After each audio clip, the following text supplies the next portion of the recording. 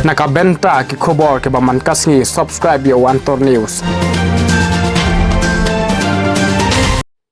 Kublai phi baru kini hilongki khubor bam tagasngi.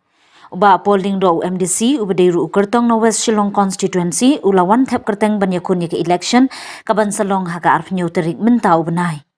Uba polling do unyakun nakaseng UDP unha bane persya uba Mahendra Rapsang MLE nakaseng NBP bad uba Ernest Mauri President ka Bharatiya Janata Party BJP uba polling do uyathu utrang baka UDP kanyo bon seat banyo thau sarkar menta ka kenti. Badukmi lenti bagi patba kan ai jingkershan ya kaseng riulum. Election assessment, assessment romba.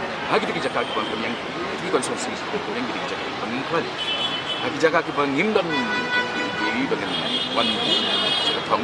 Even shong no nang bagi resources kejing lot jing sel bakor kami ai. In concentrate lagi ni pelaban jauh. Ini bagian yang kejing lot bagi yang like constituency.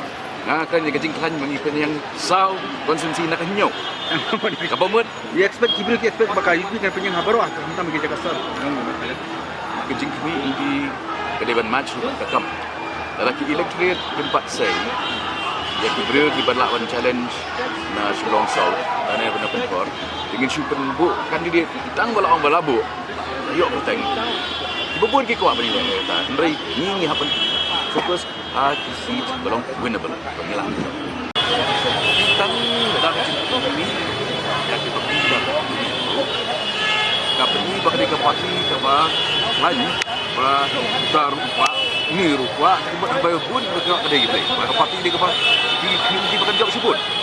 Kadang ini tang ar ngut dengan nilai ini projek tang ini. Amar bagi ini dan jawab sebut. Individual sekali angin pelong itu angin lek entah mereka ultimately kedai rai sebab dalam ada election parliamentary party juga parti ke decide semua sebab mai kibang ini tak mangga kalau youth our world jadi powerhouse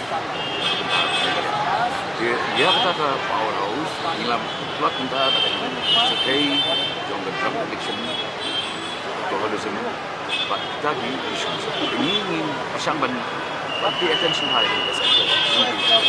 sama ini nambah potential pun dan kalau